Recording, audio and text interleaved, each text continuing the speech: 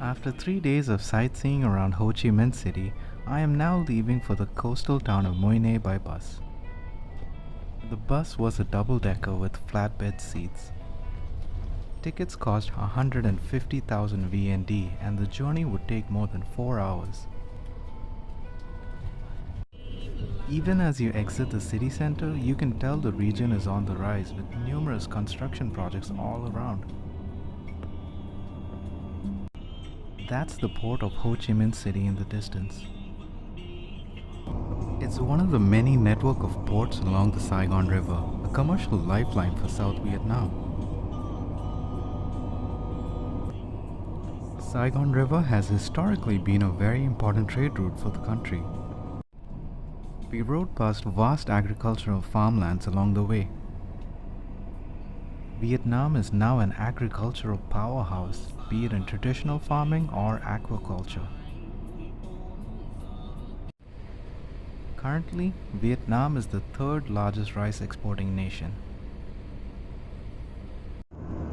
The country is also a top exporter of pepper, cashew nuts, and the pangasius, a river fish also called dory or basa.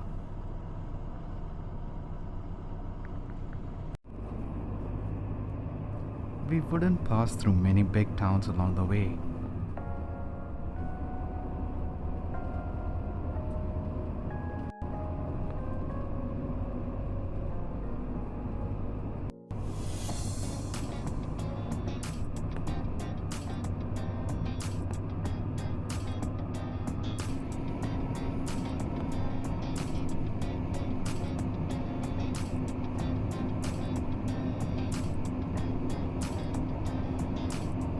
Most villages and small towns along the way, one could tell the main occupation appeared to be farming.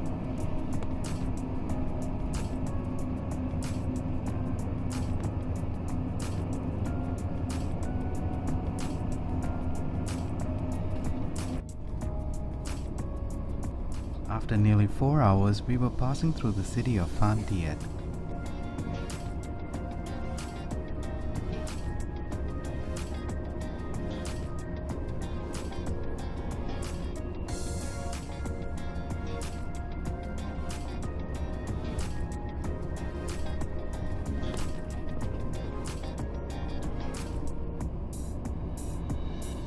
You can tell fishing is a big industry here.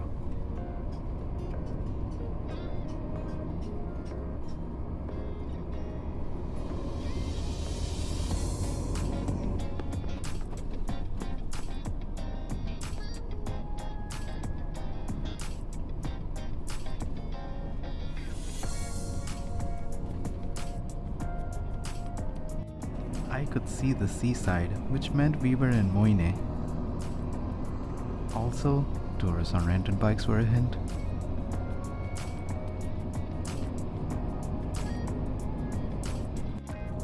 Although Mui Ne is a coastal town, I was not here for the beaches. Mui Ne is more famous for its sand dunes, which is what interested me more than the shoreline. There were also some other attractions I was interested in. So after checking in to my hotel and having a late lunch, I decided to not waste any time and go see the Champa Hindu temple complex before sunset.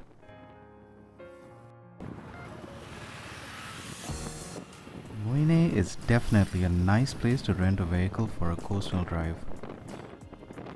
Stretches like this were quite scenic. But since I wanted to film the journey, I hired a Grab bike taxi and sat in the back with my camera.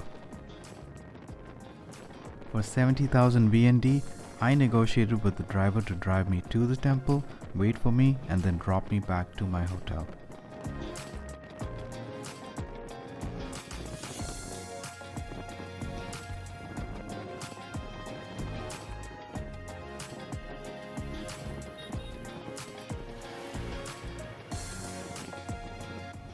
The temple complex is home to 3 standing towers, collectively referred to as Po Shanu Towers.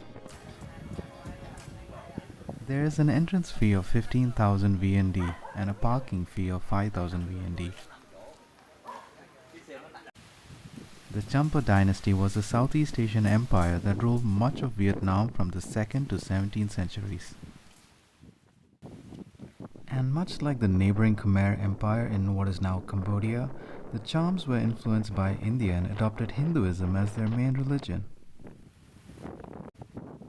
There are 3 towers still standing in Mui Ne, each with different Hindu idols inside. Check out my blog post on my visit to Shanu Towers. Link is in the description. I've shared more details about these towers in the article.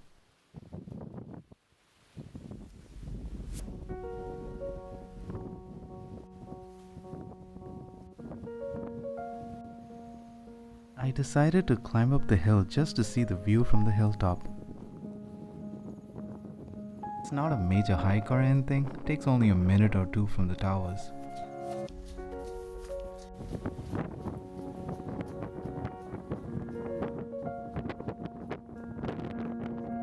It was very windy up here.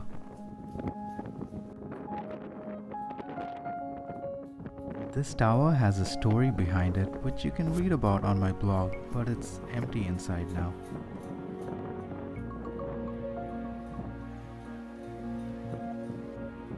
Unfortunately, I could not stay up here much longer as the closing time is 5:30 p.m. I was glad I made a quick visit to Shanu Towers before it closed for the day. I'm always curious to discover the extent of India's historical influence across Asia by visiting sites like this. In fact, there are other sites in Vietnam where remains of temples and other structures from the Champa dynasty still standing, most notably the MithunOnThe.Net Cham temple complex outside Hoi An city.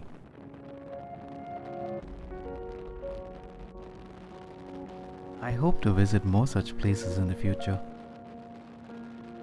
For now, I headed back to my hotel.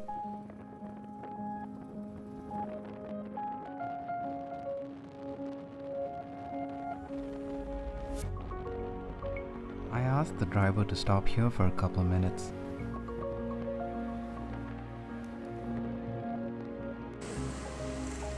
The beaches in Mui Ne aren't that big or that great in my opinion. Most beaches on this side are just small sandy stretches. Anyway, like I said, I was in Mui Ne for the sand dunes, which will be in my next video.